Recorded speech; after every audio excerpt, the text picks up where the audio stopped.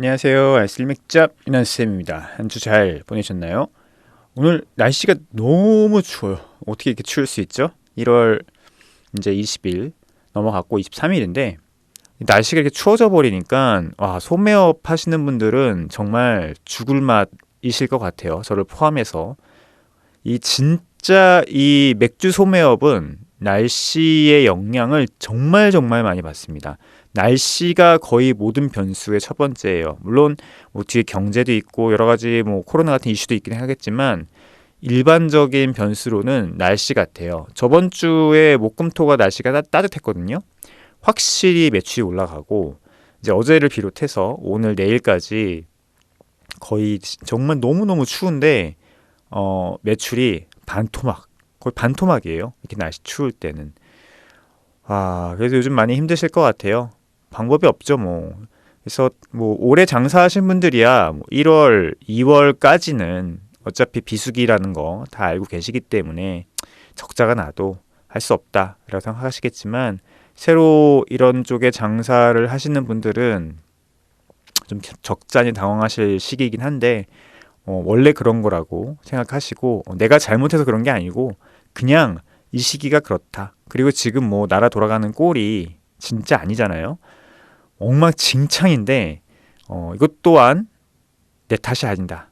내가 잘못해서 그런 게 아니다. 물론 국민들이 누구 잘못 뽑아서 이런 일이 일어나긴 했지만 어쨌든 장사가 안 되는 게 꼭 내가 잘못해서 그런 건 아니다. 라는 생각을 좀 가지시면서 버티셨으면 좋겠습니다. 자, 맥주 뉴스 아주 재밌는 뉴스가 하나 나와서 가져왔습니다. 요런 뉴스가 좀 국내 포털에 좀 걸리면 좋을 것 같은데 포털에 걸리지 않고 자, 일본 맥주 공습 호주 수제 맥주 시스템 붕괴 위기 아시아 투데이 기사인데요.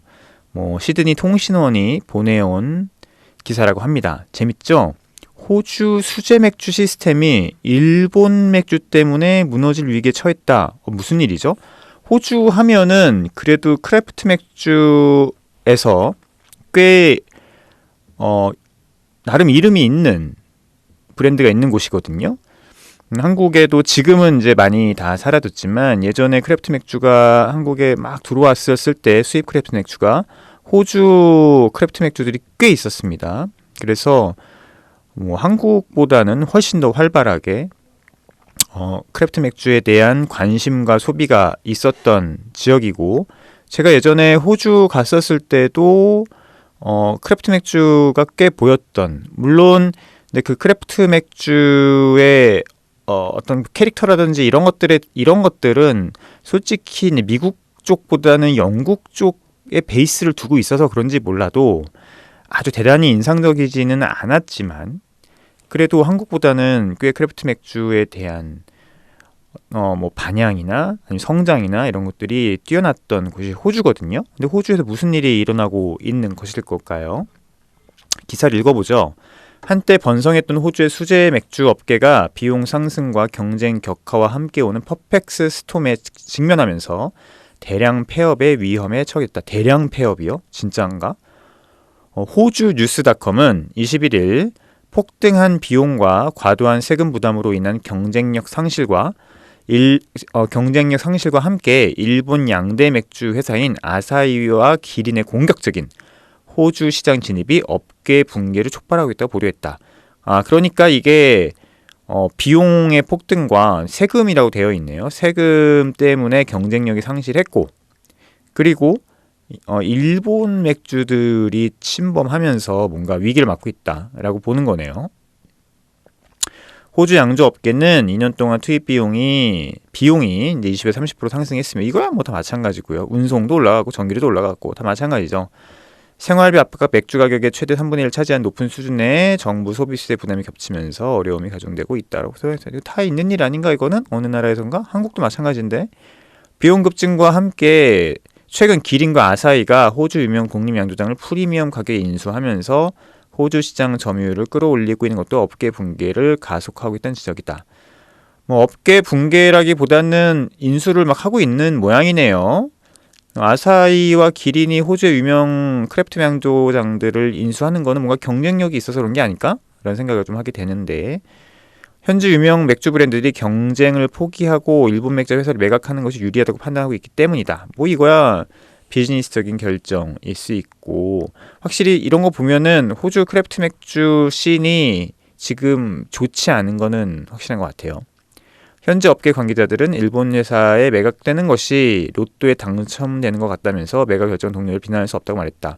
야, 이거 우리나라랑 비슷한 거 아니야? 다 마찬가지 아닌가요? 미국도 마찬가지 아닌가?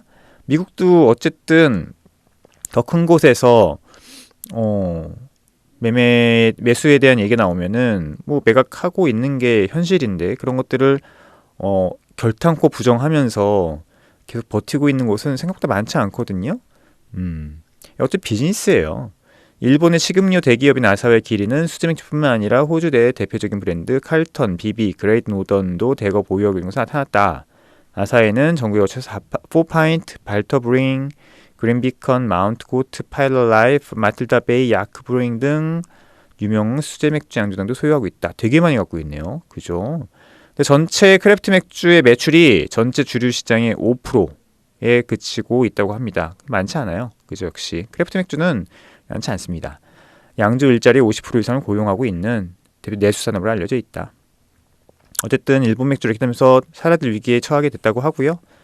뭐 정부의 지원이 절실하다고 호소하다고 하고 있는데, 뭐 정부가 지원을 해줄 리가 만무하죠. 콘스탄툴라스 필터 브루잉 대표는 우리는 정부로부터 경쟁력을 유지하는 데 필요한 지원을 받지 못하고 있다.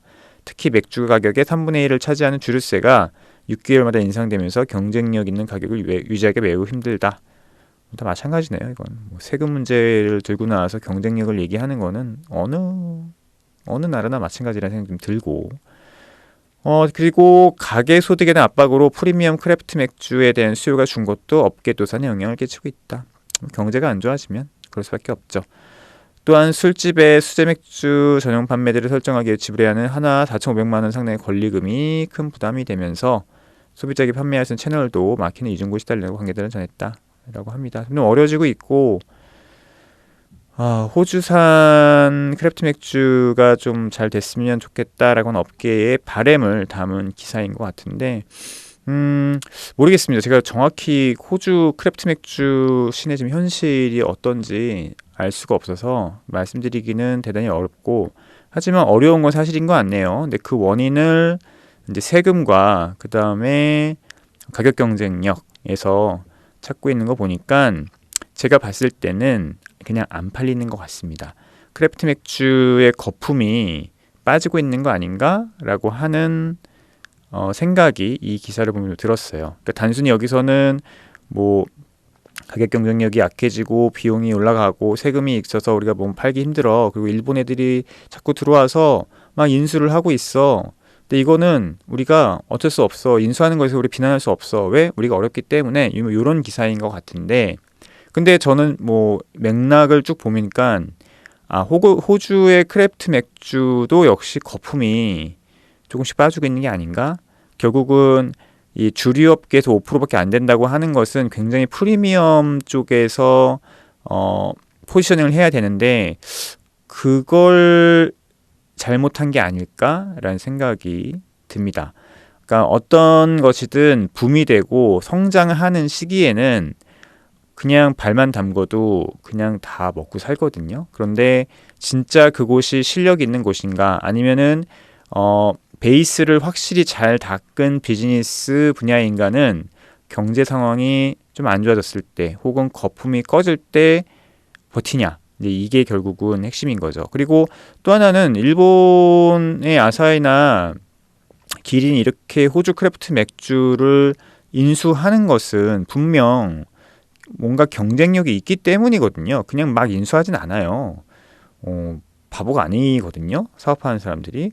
그러면 이런 어떤 아까 말씀드린 그런 브루어리들이 분명히 호주 크래프트 맥주 업계에서는 뭔가 주도권을 쥐고 있는 곳이고, 그것들을 인수하면서 뭔가 시장 점유율을 놀리려고 하는 어떤 그런 게 있는 게 아닌가 생각이 드는데, 어떻게 보면은 호주 크래프트 맥주가 그래도 우리 한국보다는 조금 더 경쟁력 있고 브랜드 마케팅 잘했다는 생각이 들긴 하네요. 하여튼 호주 크래프트 맥주 씬이 지금 굉장히 어렵다. 거품도 빠지고 있고, 하지만 경쟁력 있는 곳은 일본 쪽에 매수가 되고 있다. 매각이 되고 있으면서 크래프트 맥주라고 이제 부를 수 있는 브로리들이 얼마나 남았는지 좀 궁금하긴 하네요. 그러니까 이렇게 기린이나 아사히가 인수한 뭐 마운틴 고트, 아크브루잉 이런 곳들이 과연 크래프트 맥주일까? 이제 이게 굉장히 고심이 되는 부분이에요. 이거는 전 세계 소규모 브루어리 소규모 브루어리들이 모여서 한번 얘기해 볼 만한 가치가 있는 얘기 같고요. 물론 당연히 아니라고 하겠죠. 아니야, 너네들이 대기업이 인수된 곳이 무슨 크래프트 맥주야 라고 얘기를 하겠죠. 미국의 지금 BA처럼. 그래서 구스 아일랜드 같은 경우는 당연히 크래프트 맥주를 인정을 안 하고 있잖아요. 스스로는 우리는 크래프트 맥주야 라고 얘기를 하지만 업계에서는 아니라고 얘기를 하고 있잖아요. 그런 식의 이제 구분들이 전 세계적으로 좀 필요하고 앞으로 일어날 수 있지 않을까라는 생각이 듭니다.